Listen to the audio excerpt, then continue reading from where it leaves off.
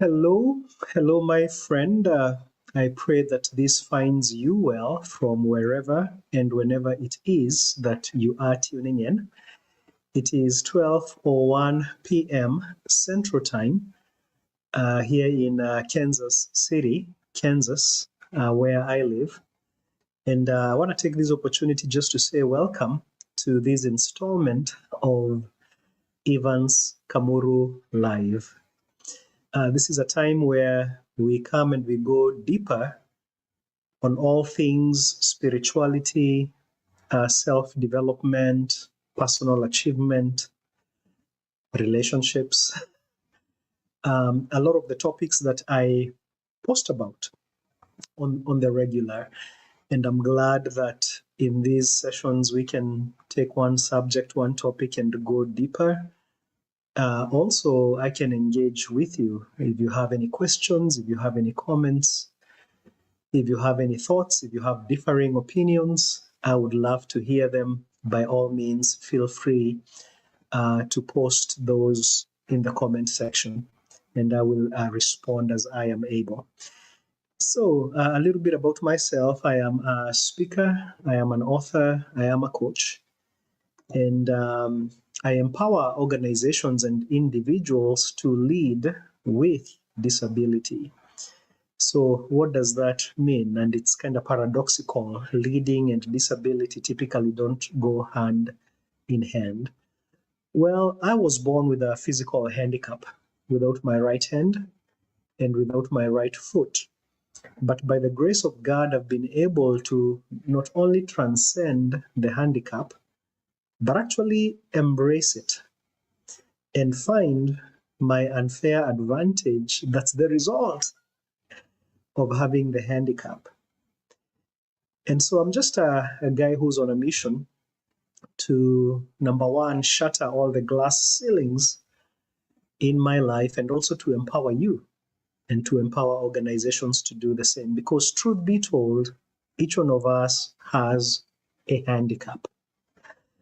That limitation, obstacle, challenge of sorts that keeps us from being our authentic, present, powerful, and purposeful selves, right? And so I'm all about empowering you to show up authentically, to show up as powerfully and as purposefully as you are ordained to be. So today, we're talking about growing in awareness of your purpose. Growing in awareness of your purpose. That is a question that at some level plagues each one of us. Is there a purpose to my life? Do I matter? Beyond your life and my life, is there a purpose in all this, right? Is it going somewhere? Does it matter? Does it all matter? And so today we'll talk about growing in awareness of your purpose. Now, this is probably the last installment of a series that I started basically with the umbrella title of Growing in Awareness. And in the first installment, I made the case that awareness is our greatest superpower, because when we become aware of something, then we can apprehend the something. We can benefit from the something, if you will.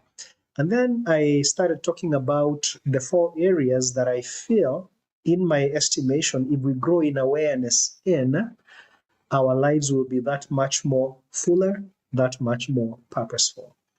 So the first one is growing in awareness of God. When you have an accurate view of God, it has a way of ordering everything else in your life. Number 2 is growing in awareness of yourself. When you have an accurate view and appreciation of who you are, not who others have said you are, not who the culture says you are, not who the circumstances around your life say you are, not even some of the same lies you've told yourself about you. But when you really understand who God says you are, and that's why it's important to start with an accurate view of God, and you really, really embody who you are, then it affects how you show up. You're able to show up presently, powerfully, purposefully. So number one, growing in awareness of God. Number two, growing in awareness of yourself. And then number two, growing in awareness of others. When you realize that the same greatness, the same amazingness that is you and that is in you is also in others, then that informs how you treat others, right? And you can not only celebrate your worth in God, but you can celebrate their worth in God. You can see the value that they have to bring to the table. You start embracing their uniqueness, their uniquenesses, not as differences, but as diversities, as unique expressions of God's glory. And you start to see, I'm so grateful that this other person is different than me because they can bring something to this project. They can bring a unique perspective. They can bring a unique skill. They can bring a unique talent that I don't. And so our not just unity, but our diversity, our unity in diversity becomes a strength. And then the last installment, so number one, becoming aware of God. Number two, becoming aware of yourself, becoming aware of others. Number three. Number four, these three segments in this fourth piece is becoming aware of your environment. In other words, we live in a beautiful world, and when you start seeing the world as abundant and beautiful, then you can enjoy it more. Not just your environment, but your experience within the environment of your world, and starting to shift our perspective and minds to look for good, to judge all our experiences, the good, the bad, and the ugly, as good. And coming from the faith and perspective that all things work together for our good. And so we look for good, but also whatever happens to us, we look at it through the lens of good, through the lens of purpose. And so the last piece in this fourth part, becoming aware of your environment, becoming aware of your experience, and today we're talking about becoming aware of your expression. I used the word purpose because that's more easily recognizable. In other words, within the environment of your unique world, wherever God has you now, and wherever God has had you, and wherever God will have you in the future, within that unique environment, you will have a unique experience. And we're talking about finding the good in your unique experience, but you also have a unique expression. You have a purpose. You have a unique contribution to make and to give. There's a reason why you are where you are right now. Listen, there's a reason why I'm in Kansas City. I could be in any other city in the world, let alone in Kansas City. And why is it that I am alive at such a time as this? You do realize that you and I could have been born in the time of the Roman Empire, or the time of Copernicus, or the time of Galileo, or the time of Jesus, or the time of Adam and Eve, right? We could have been, Adam and Eve was the first. Okay, you could have been Adam, I could have been or Eve, I could have been. But why is it that you were born at precisely this time in history when you were born? And for those of you that will watch this video long, maybe even after I am gone, why is it that you will be in the earth for such a time as this, if I can borrow the words of Esther? So today we're talking about purpose. Now, the question of purpose is one that has, as I said, intrigued all of us at some level since the beginning of time. I remember this little book by Rick Warren. I don't know if you've ever read it. If you haven't, read it. It's called The Purpose-Driven Life. And if you can see the subtitle there, it says, "What on earth am I here for?" Right? And obviously, a lot of people are interested in the subject of purpose. That this book, at the time I bought it and I did a Bible study with members of my church many years ago, at that time, 20 million copies had already been bought. And this book had, I think, at the time, been in existence only for a few years. So obviously, that's a subject that's important and that many consider important. To date, I asked Google, thank God for AI, this book has sold 50 million copies. 50 million copies. That's a whole lot of copies. And in this book, Rick Warren actually has a quote that says that living life without purpose, or life without a purpose, is like a ship without a radar, right? There is not a sense of meaning. There is not a sense of direction, if you will. So today I'm going to share with you my understanding of purpose. I'm going to share with you my own story of how I came to the place of becoming crystal clear on my purpose, on how I discovered my purpose, how I am developing my purpose, and how I am deploying my purpose. By the way, allow me to say that all those three things, the discovering, the is it developing or developing? I come from Kenya. I potato, wherever you're from, discovering, developing, or deploying your purpose, those are actually not a one and done event in our lives. It's a lifelong journey. And so I'm going to share with you how that journey looks like for me, and maybe as I share my insights and thoughts and ideas, things that I've learned, things that I've picked up, things that have been downloaded in my spirit over time, as well as maybe just examples from my own journey. Hopefully you can get nuggets of truth that help you in your journey of discovering, developing, and deploying your purpose. So, first of all, in my world, I make a division between purpose and calling.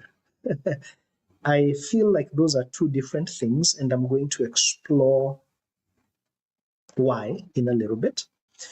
And I find that a lot of times what you and I refer to as purpose is actually calling. Because when you ask somebody, what is your purpose? They will tell you something to do with their role that they have in life, what God has called them to be. Their role as a father, their role as a teacher, their role as a policeman, their role as what they are called to be. If it's not what they are called to be, they will tell you what they are called to do, right? I am called, for example, I am called as a communicator, as a thought leader, to share wisdom, to share truths, to share ideas that transform people's lives. But that's what I do, right? Or if I tell you this is what I am in terms of my roles in life, I wear many hats. In this case, I'm showing up as a speaker, as a communicator, as a teacher, in some cases as a preacher. Or I'm all the above wrapped up in one. I'm a preacher, I'm a teacher, I'm a self-development coach, right?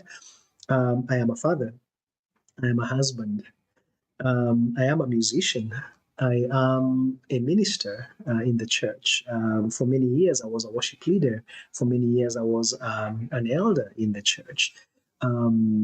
So those are the roles that I feel. Those are things that I do, right? I'm an entrepreneur, right? I'm a business owner. So a lot of times when you ask somebody, what's your purpose? They will actually tell you something that, as I am suggesting, actually falls under the umbrella, not of your purpose, but of your calling, right? What you're called to be in terms of your roles in life, what you're called to do, what you're called to have, right? And listen, God has a portion for each one of us to have a certain degree of ownership, right? Each one of us has a slice in the pie that is the world. Each one of us has a slice in the pie that is life. Yes, there are things that God has ordained for you to have. I believe each one of us should own a piece of land in this slice called earth. Each one of us should own an area, an assignment. Each one of us should own a place of enterprise, a place of creativity where we share our gifts with the world and we make our contribution, and we are remunerated, and whether it's with tangible or intangible remunerations, right? Each one of us is meant to own something. The clothes on my back, This is my home. I own my home. It's my possession, right? So a lot of times people will tell you that about their purpose. I'm called to own this, to have this. Or sometimes people will talk about purpose in the context of I'm called to give this, right? I touched on that a little bit. I'm called to make this contribution in the world. This is what I'm called to give. So again, those things are to be, to do, to have, and to give. Each one of us is called to be something, to do something. Allow me actually to say to be some things, to do some things, to have some things, and to give some things. In my own interpretation and estimation, I want to put all those things under calling. God has called you to be A, B, C. God has ordained for you to do A, B, C, X, Y, Z. God has determined for you to have A, B, C, right? God has designed for you to give. All those I put under the umbrella of calling, but we often think of that as purpose. So today we're going to talk about what I believe in my estimation is purpose, and number two is calling. So you get two for the price of one. So let's talk about purpose. Now, I've had a lot of sermons and a lot of teachings about purpose from some amazing thought leaders, from preachers. I have read books. One of the greatest teachers on the subject of purpose was Dr. Miles Monroe. Dr. Miles Monroe was known to say that the most important day in your life is the day you were born. The next most important day is the day you discover. And allow me to add, a third most important day is not just the day that you were born, that you discover why, but the day you decide to get off your butt and do something about it, right? But yeah, Dr. Miles Monroe was known to say that, when you don't know the purpose of a thing, you abuse it. You abuse it. When you know the purpose of a thing, such as this Bluetooth keyboard, then you use it the right way. If I don't know the purpose of this keyboard, then I might use it as a hammer. In that case, I'm using it in a way that's not normal. Allow me to say that a lot of us are using our lives in a way that's not normal. A lot of us are what I like to say round pegs trying to fit in square holes, and vice versa, because we've not come to a place of really clarifying what our purpose and what our calling is. That said, one of the most comprehensive treatments on the subject I found in a course that was provided by my personal coach and mentor, Dr. Phinehas Kinuthia. Back in 2021, I took his 10-day course titled 10 Days to Discovering Your Purpose. And I'm telling you, we dug deep. I think I got an understanding of purpose in a way that I had never before. And at the end of the class, I was 150% crystal clear, not just on what my purpose is, but I also came up with a purpose manifesto. And I felt like for the first time in my life, I gave myself permission to be me, to follow authentically and unapologetically the calling of God over my life. Now, in case you're wondering what that is, I communicated it a little bit earlier. I am called, allow me to use the word called. The calling over my life is that of a thought leader, right? Like God has entrusted me. It's not mine, it's God's wisdom. God has entrusted me with his ideas. And not just that, he's given me a gift to be able to communicate those ideas in a way that's cohesive, in a way that's coherent, so that other people can understand those truths right? And be able to assimilate those ideas in their lives in a way that brings about transformation. That's exactly what I am doing here. That's exactly what I do when you see my posts every day, whether it's a video post or a written post, or when I'm doing training and coaching. When I wrote this book, this is my first book, Created for Love. That's just the thought leader, the communicator in me, sharing the ideas that God has put in my heart with the world to make the world a better place. Myron Golden, he's an amazing teacher of all things business, all things spirituality. He actually combines scriptural truth with entrepreneurship of business. Myron Golden, check him out on YouTube. He will blow your mind. I've been a Christian many years, but he'll interpret a piece of scripture and I go like, man, I thought I knew that scripture, right? But anyway, Myron Golden says that living in your purpose is living in your creative space to make the world a better place. Living in your purpose is living in your creative space to make the world a better place. My creative vein is coming up with ideas and communicating them, telling stories, right, in a way that others can apprehend. And by doing that, I pray that I'm making the world a better place, right? So, I digressed a little bit, but I was saying that the most comprehensive treatment of the subject came from my own coach and mentor, Dr. Finn Haskenmudia. And I'll never forget when I first attended the first day. It was a 10-day class, very intensive. By the way, I got good news for you. That class is now offered online. You can take it at your own pace. I'm going to share a link to that. And so that you too can, for once and for all, come to a place of clarity on what on earth you are here for. You can clarify your purpose. I'll share information on the course, on the online course, and how you too can take it. But I remember showing up on day one of the course, and Dr. Finn has shocking the bejesus out of me by saying, purpose is not what you do. Your purpose is not your roles in life.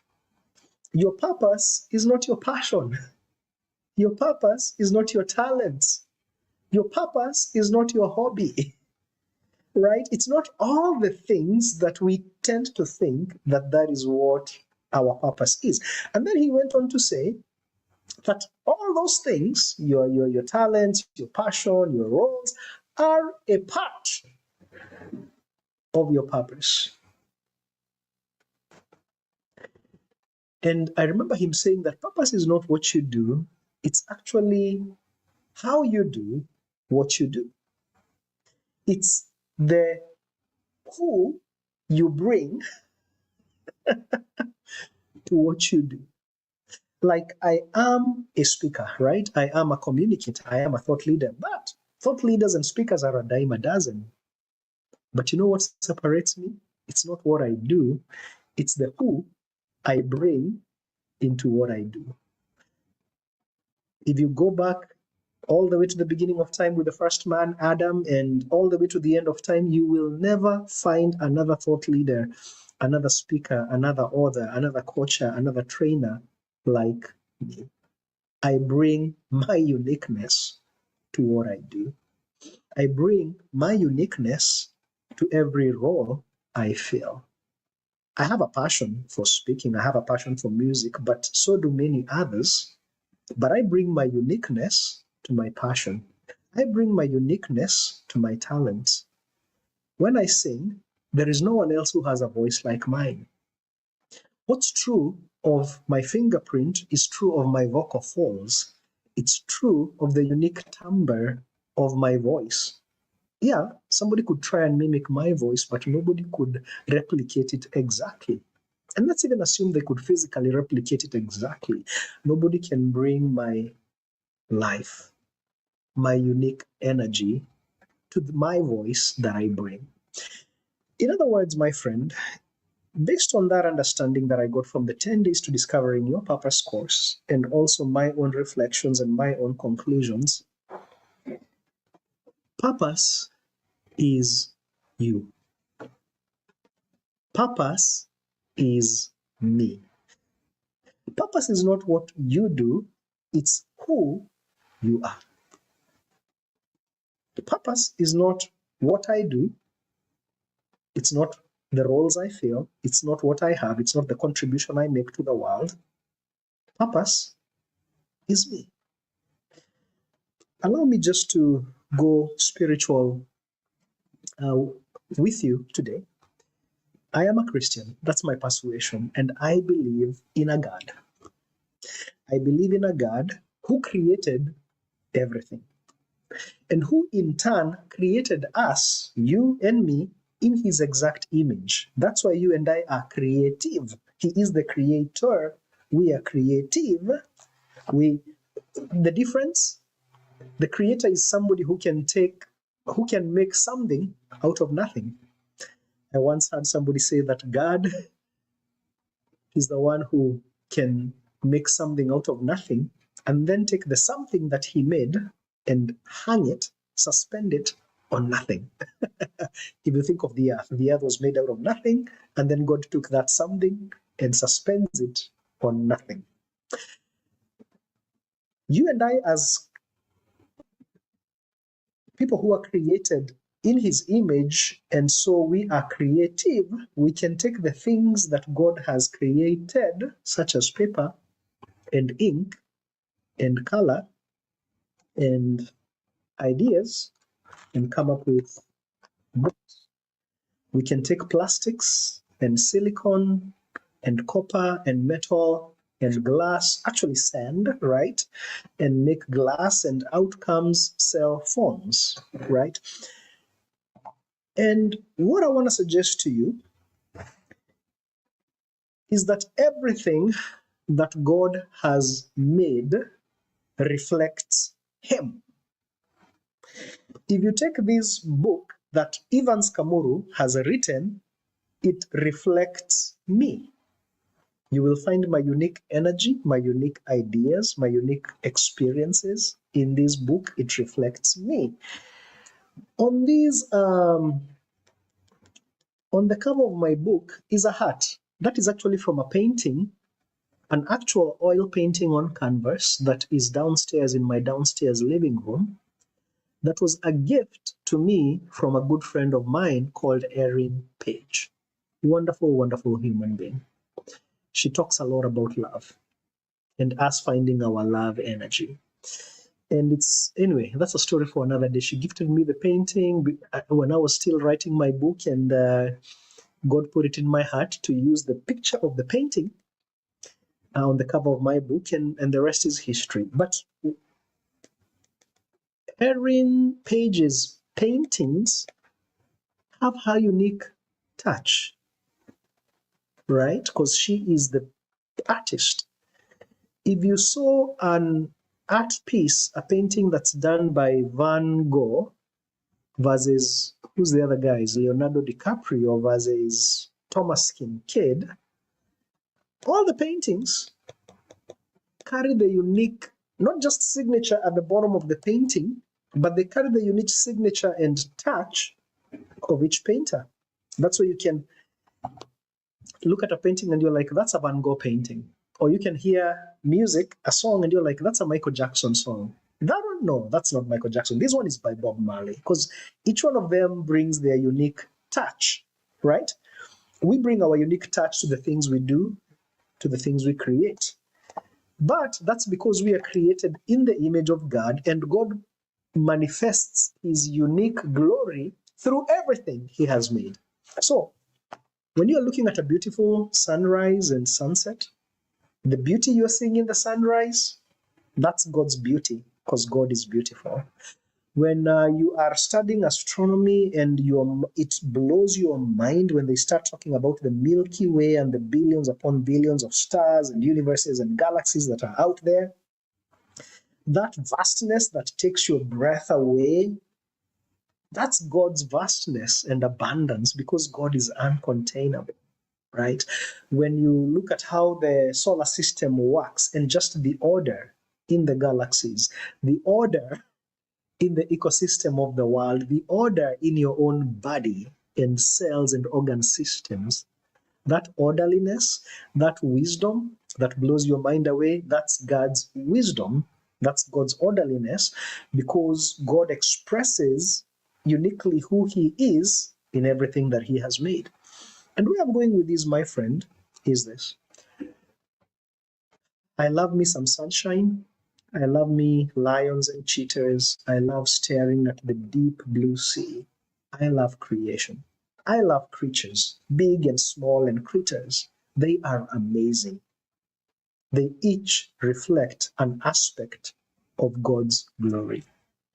But allow me to say that creation, the sun, the moon, the rock, the seas, and creatures, the lions, the elephants, the bug, the spider, right?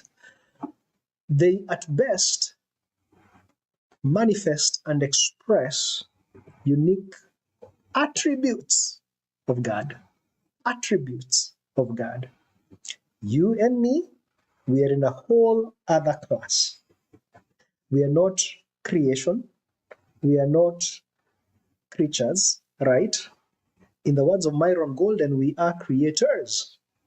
Allow me to say creators or creatives. In other words, you and I not only reflect the attributes of God, but we reflect, embody, and manifest the essence of God.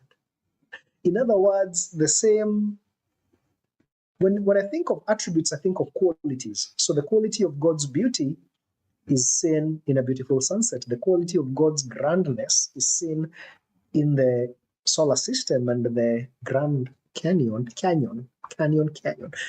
right? The qualities of God, the attributes of God. However, the essence of God, in other words, the very stuff that is in God that makes Him God and that allows Him to create all these beautiful things, that stuff, that DNA, that breath, that blood, that nature is in you and is in me as a creator.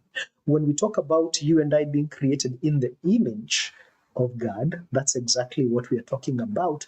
And that's the very thing that makes you and me different from all of creation and from any creature.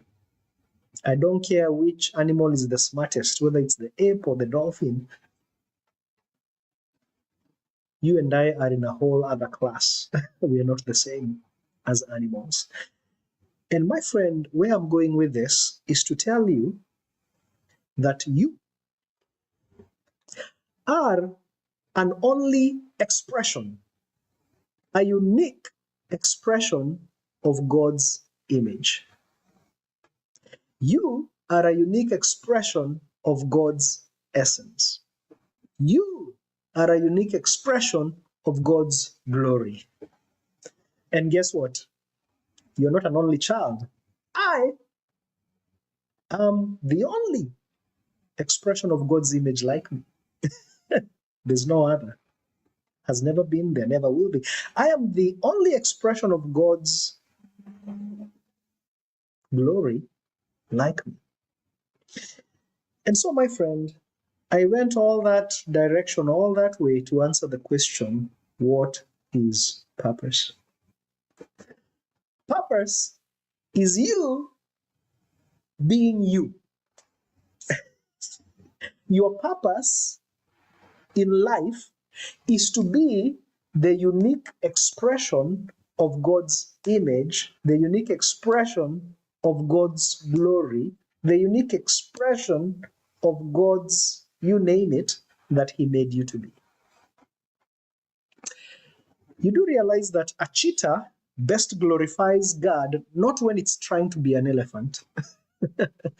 It glorifies God when it's doing cheetah things and being a cheetah, right? Cheetah, depending on where you're watching from the world. The sky best glorifies God by being the sky, not when it's trying to be the sea.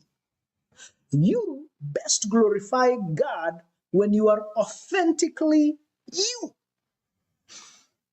Again, you are the only expression of God's glory like you.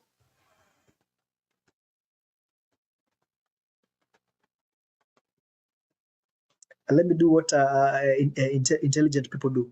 when they have a point. That's your purpose. It's not to do anything. It's not to have anything. It's not to give anything. It's to be you. When you are you, authentically you, three things happen. Three, maybe four, we'll see. One, God is glorified because you are being who He called you, who He made you to be. So that aspect of His glory is being reflected and shown brightly, as opposed to when you're trying to be something or someone else. So God is glorified. Number two, you are fulfilled. Because the time you are happiest and the time when I am happiest is not when I'm trying to be you and you're trying to be me, is when you're being you. With no pretexts, you're just being you. And you show up with the attitude of, this is me, take it or leave it. God is happy, you are happy, and guess what? The world is happy. Because when you show up authentically, then you are able to connect with the world in the way God intended for you to connect with the world.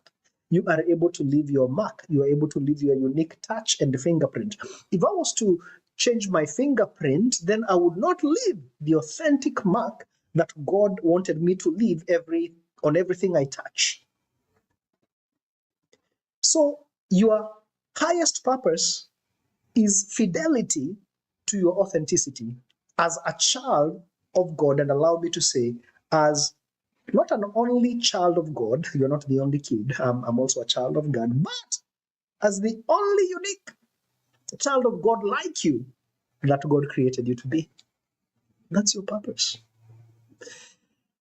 So a blade of grass has purpose. When it's being a blade of grass, the sky has purpose. You, aside from what you do, just by being you, aside from what you have, aside from the value that maybe the world has put on you, aside from what you do in the marketplace and quote unquote the value you add into, aside from any of that, just by being you,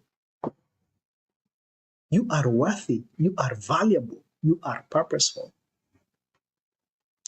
Like when a newborn baby is born, we love and we value that baby. But mark you, that baby has not done anything, good or bad. We don't know who they will become. We don't know whether they will achieve anything or not. Okay, fine. Even take the example of children who are born with a handicap, that you and I know for sure from a marketplace perspective, they will never be able to make the contribution that our world calls valuable. That person is still valuable because they are a child of God and the only expression of God like them, and they matter. So, my friend, sorry, I know you probably came wanting to hear that discovering your purpose is about discovering what you're called to do. And we're going to answer that question in the next moment. So hang tight, hang tight. But I came to free you. I came to just maybe set you free from the burdens and expectations of trying to find your purpose out there and wondering what your purpose is. From the burden of performance and trying to be what the culture and your family and your friends think you should be, because that's what in their estimation they perceive as valuable. I came to set you free from all of that today and to tell you that your purpose is simply to be you. It's simply to be authentic to who you are, right? Now, God has given each one of us unique experiences in the world, right? You have a unique background than I do, whether you're talking about your family of origin, your ethnicity, your country of origin, the culture in which you grew up, the people in your life, whether it's early on in your life in terms of parents and siblings and relatives and friends. the teachers, the authority figures that came in your life, your friends and acquaintances and strangers and people who you have met along your journey. You have unique experiences than I do, the good, the bad, the ugly, and everything in between, right? The education you have received, right? And even two people sitting in the same classroom have a different experience because they are perceiving the education being given to them from very different lenses, right? So, in other words, God has given us different experiences, different elements that have shaped who we are. You have different gifts than I do. And even if you and I have the same gifts, say you are a speaker like I am, you speak differently than I do. Your very voice is unique to you as mine is to me. The way I express my ideas, the way I see things is different than the way you do. Your gifts are different, are unique to you. Your talents are unique to you. Your skills are unique to you. What's the difference, by the way? Talents are things that you are born with naturally. Skills are abilities. Let me say this. Talents are abilities you're born with. Skills are abilities that you develop through learning.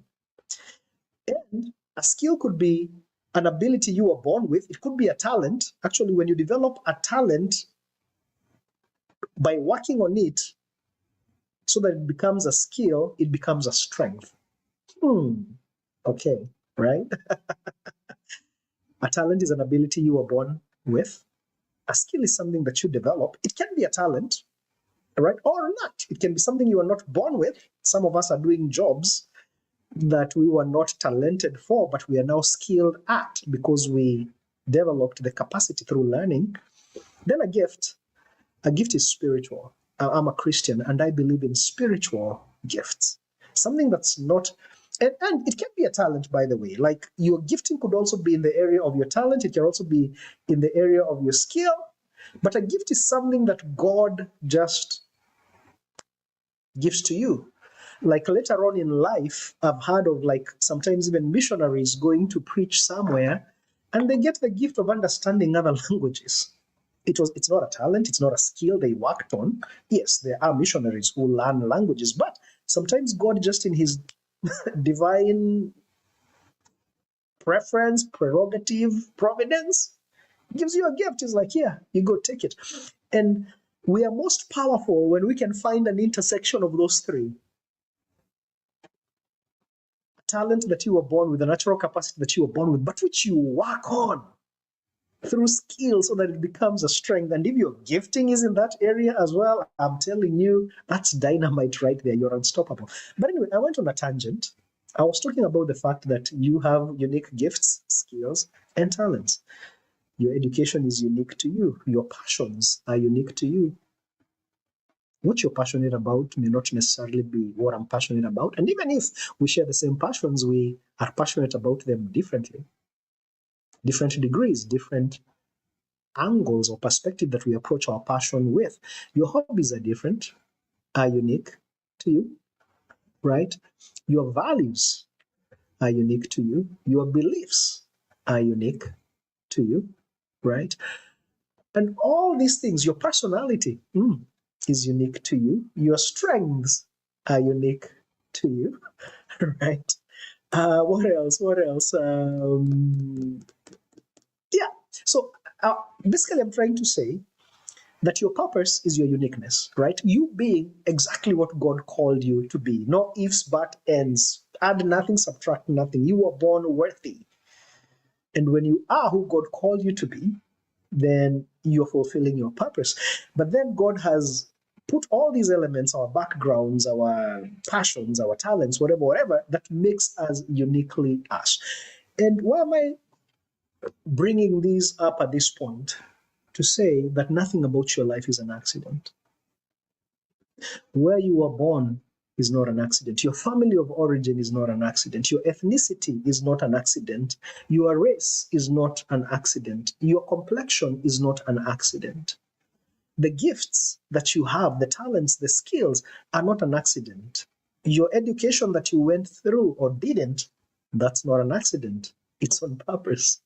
I like to say that you and I were created on purpose, filled with purpose, for a purpose. And God uses all these elements, the good, the bad, the ugly, the things that you and I perceive as being good, and the things that we perceive as not being good, right? Whether it's an experience you had, good or maybe traumatic. You and I bring our own judgment to our lives. We bring our own judgment to our ethnicity. Others bring judgment to our ethnicity. Like, how proud do you have to be to tell somebody, to tell God that he did a mistake when he created another person black or he created another person white? Like what level of arrogance? Because at the end of the day, it's God who created us how we are. And God created us how we are because how we are is something that he needs for the purpose that he has called us for. My blackness has a purpose. My Kenyanness has a purpose. This handicap has a purpose. The fact that I'm in a stage in life where now I have to wear some glasses to see stuff that is far away, there are no accidents. My exact education has a purpose. My family of origin has a purpose, and the influence that they had over my life has a purpose. The person I'm married to, my children, the work I'm doing now, where I am stationed in life in Kansas City versus wherever it is that you're watching for. Nothing is random. And I'm sharing this, my friend, to maybe just encourage you to be proud of who you are. Your gender is not a mistake. And to embrace everything about your life. Yes, even that traumatic and painful experience that you went through, that in your estimation, you wish away and you wish never happened. Listen, God, actually, it's in this book, Purpose Driven Life, that Rick Warren says that God never wastes the pain in our lives. I remember like when my kids were infants or little and I would take them to the doctor to get immunization, something painful. They could not understand why I would allow pain to be inflicted on them, even less why I would be the one to hold them as they get the jab, and I'm supposed to be their protector. And sometimes you and I ask God that same question. God, I thought you were good. God, I thought you loved me. God, I thought you were my protector. Why did you allow this pain to happen in my life? But maybe I'm just asking a question. What if that pain, that very thing you wish never happened, is like that immunization jab that is unpleasant in the present moment, but is meant to bring something good later on in your life? When you start looking at who you are, all the elements that make up you from the perspective and lens of purpose and understanding that God has a purpose in it, then you can embrace even those experiences that seem unpleasant.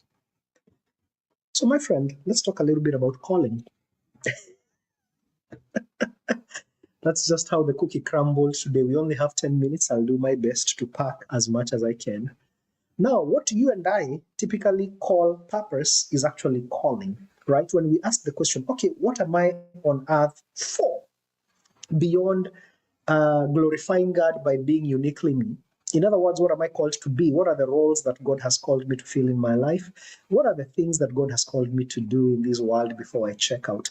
What are the possessions? Yes, God wants you to own stuff. Like there's a slice in this world with your name on it. There's a place on the dining table of life and history with your name on it. There are some things you're supposed to achieve, to be, to do, and to have. And what am I called to give, right?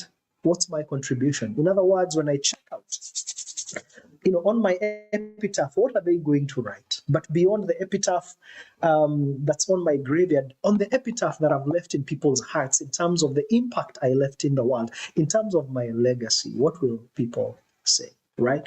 Let's talk a little bit about that. Now, everything I talked about actually leads to this point, because who you are uniquely is tied to what God has called you to be, to do, to have, and to give.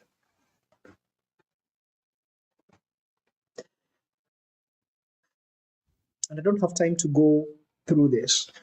And so, my friend, when I took the 10 days to discovering your purpose course with Dr. Finhas Kenodia, and that course is available as an online course. I'm going to put a link to it in the comment section of this video.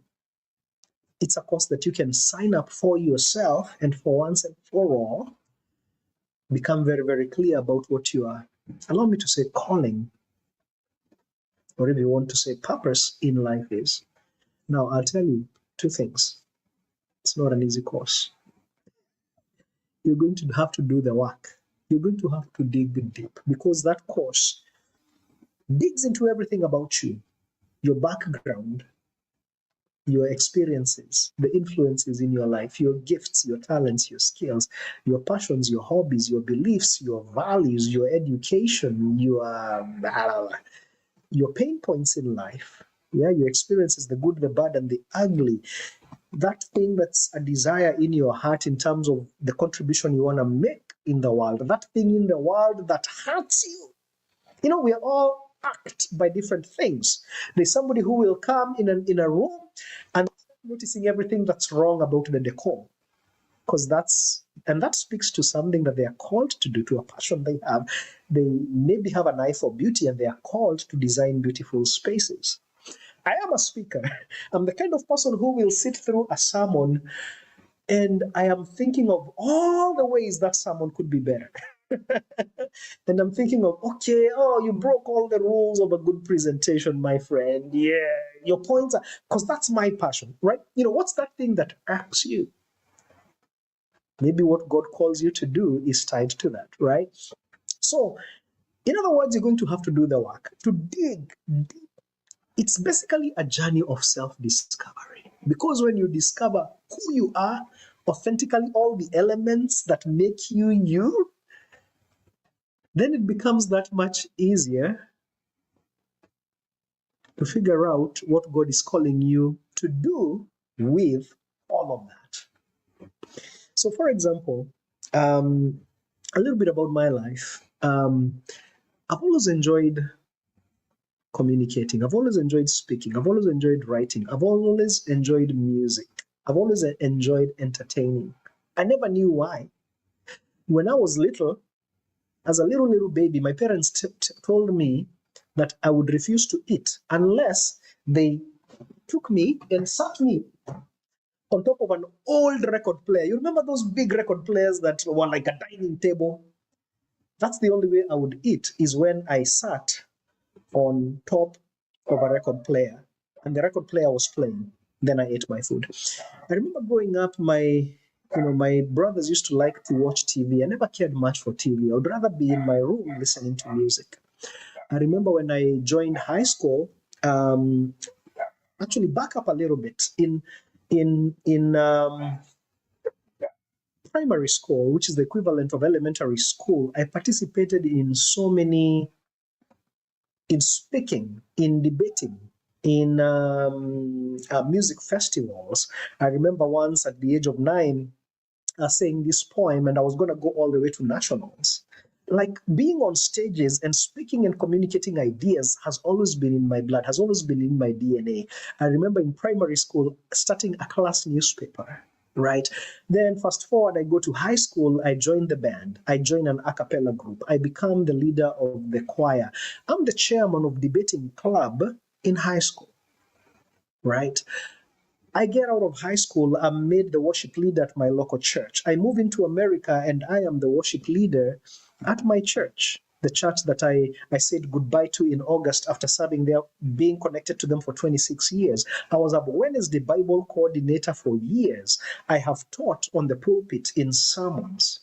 Like, speaking, writing, music has always been a part of my life.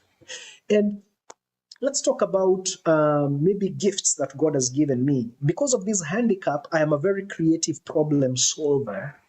I am very analytical yet creative. By the way, my education, my degree is in computer science and math.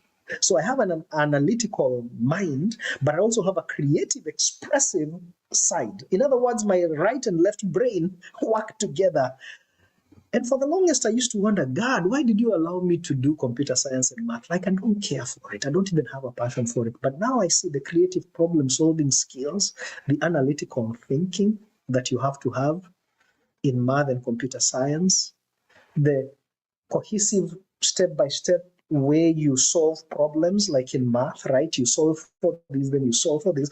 I use that in my communication. That's why when I give a speech, when I write a book, it's very cohesive, it's analytical, but it also has a creative bend to it. And I'm just sharing this to show you how all these things that are a part of my life make me me. I have a handicap, and so one of my passions in terms of the subjects I talk about is on becoming the best version of you and overcoming obstacles. Can you see how different points, even pain points in my life, are tying towards the calling that God has for me? And I'm just sharing this to ask you, what are the things that make you uniquely you? Can you start turning those stones, right? Leave no stone unturned. Okay, why did God allow me to be born in this family? What did my family of origin contribute to maybe what God is calling me to do? Maybe it's an experience that I had growing up, and I was like, okay, I wish this never happens on somebody to somebody else, right? And maybe that's tied to something that you are meant to be, to do, to have, to give, right? What are your gifts? What are your skills? What are your talents? What's your personality? Like, there's no waste in God's economy. The personality you have, the personality I have, as this may be energetic. Sometimes I look like I drank a cup of Red Bull and a cup of Red Bull and espresso in the morning. That energy, God has a purpose for it. God created my personality exactly for what He has called me to be, to do, to have, and to give. Let me shock you. A lot of people who know me, like personally, think I'm an extrovert because if you see me on a stage leading worship, yeah, it looks like I drank too much coffee in the morning. Or if you see me on a stage really talking about something that I'm passionate about, if you see me at a networking event, if you see me at a training or coaching event, I connect with people almost effortlessly. And a lot of people think I'm an extrovert. Let me shock you. I'm actually an introvert. Like, for me, being out is an expending of energy. My times of quiet and solitude, that's where I get my energy. That's where I get all these ideas that I share. My nice space is quiet. COVID, a lot of people are going crazy because they were holed in the house with no one else to go see and talk to. I could have done that and be just fine for another 2 years. Like, I love quiet. Point is, my very makeup in terms of my personality, in terms of my skills, in terms of my strength, God, like, there are no accidents. God uses all of that for the calling that He has over my life as a thought leader and a communicator. And so, my friend, if you can look at everything that makes you you, and then start to ask yourself, what's the common thread? Right? Like, I told you a little bit about my life and how the common thread of entertaining, the common thread of educating, the common thread of speaking, of writing, of performing has been a staple through all my life. And I can even see how things that seem unrelated, like a degree in computer science and math, tie into what God is calling me to be, to do, to have, and do. Can you do the same for yourself? Take a day out and start just coming up with an inventory. Okay, this is an inventory of my gifts and skills. These are my inventory of my values and beliefs, because God is not going to ask you to do something that is in contradiction to your values and beliefs. Okay, this is my education, and try to find that common thread. This is the difference I would like to make in the world. This is, like, some of you have a desire to just see more justice. Like, injustice hurts you. Like, that's the difference you want to make in the world. And now the key becomes coming up with the intersection point of all those things. As Myron Golden said, your purpose or your calling is living in your creative space to make the world a better place. In other words, what's that intersection point where you can be fully and authentically you, bringing all your experiences, your background, your skills, your gifts, your personality. In other words, you show up as you. What's that intersection point where you can show up as you and in which you are glorifying God, but then also making a contribution to make the world a better place? That right there is your calling. The intersection point between your authenticity, God's glory or God's purpose, and making your contribution, doing good in the world. That's your calling. Now, it becomes even better when you can find a way to monetize that. Because I believe that God gives us gifts and skills and callings, yes, so that we can serve the world, but so that we can benefit from them as well. A cheetah is not fast just so that you and I can enjoy it on National Geographic and Animal Planet. Its fastness, the way God created it, is a means of protection to run away from predators. It's a means of provision. That's how it hunts and gets dinner. The gifts and the purpose and the calling over your life, God actually wants to use those things to preserve you, to protect you, but also to provide for you. Doesn't Scripture say that your gift will make room for you and put you in the presence of kings?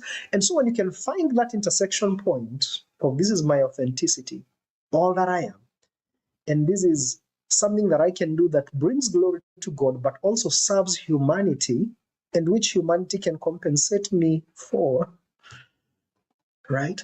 So my friend, today we're talking about growing in awareness of purpose, and I've gone a little over. It's 1:03, we're 3 minutes past the hour. Allow me to conclude and say, you don't have to figure that all out.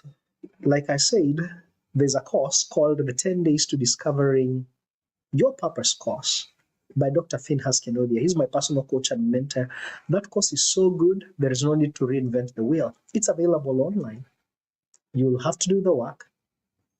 And it's going to be an investment, right? But allow me to ask you the question, what is it costing you to not be clear about your purpose? Because sometimes we always look at something as a cost, but really it's an investment. And sometimes we forget to look at the other side of it, right? Like you pay a cost either way. You can either pay the cost of knowledge and awareness, or you can pay the cost of ignorance. You don't get to pick on whether you pay a cost, you just get to pick which cost. It's somebody who said, growth is painful, but so is stagnation. So is the unfulfillment of stagnation. It's all painful, just you don't get to choose whether you have pain, you get to choose which pain, right? And I cannot recommend that course enough. I'll put a link on there that you can click on, you can go and see what it's about. And I highly recommend that you clarify what your purpose, what your calling is in life. For me, I became crystal clear on that 4 years ago at the ripe age of 41. And for the first time at the age of 41, I knew who I wanted to be when I grew up. And I decided I was going to follow my purpose and my calling unapologetically. And I've never looked back. The reason I'm here sharing this with you is because I became very clear on that. And clarity on my purpose has just turned my life around. My life is alive. My investments are not blind, right? I invest in courses, in classes, in books, in mentorship that is tied to what God is calling me to do. I'm deploying that purpose, right? Right here, right now, I'm deploying that gifting and calling over my life. When you become clear about who you're called to be, you can live unapologetically and understand that your life is not only fulfilled, but you're honoring God because you're being exactly who He called you to be. But also you're leaving your unique mark, your unique contribution, if you will, in the world. So my friend, thank you so much for joining me. If you've joined me in any of the other installments of Growing in Awareness, this is the last one, right? I hope you have gleaned something that's of value. I don't know where we're going to go next. I guess you're going to have to catch me on the next live next week on Wednesday as we see what topic we will explore next. But it's a pleasure coming to you and sharing with you the ideas that God has given me. There's nothing new under the sun. I just take the ideas that God has given us as humanity and I share them from my own unique perspective, right? We talked about that earlier, that purpose is not what you do, it's the uniqueness you bring to what you do. And for all of you that watch, that tune in, that comment, that like, that share, that subscribe, I want to appreciate you. And I pray that, can I just pray for you as we close? Lord, we thank you for our time. We thank you for the wisdom that you have put in our hearts. I pray for my brother, my sister who's going to watch this. And I pray that you bring them to a place of awareness of the unique purpose that they are in the world and the unique calling that you have over their lives. And may they discover it, may they develop it, and may they deploy it in the world in a way that brings you great glory, in a way that blesses the world, and in a way that fulfills them. Dismiss us in your blessing until the next time. In your name we pray. If you believe that, put an amen on it. So blessings. Have a good rest of the day, morning, evening, night, whatever it might be, wherever you are. Until next time, blessings.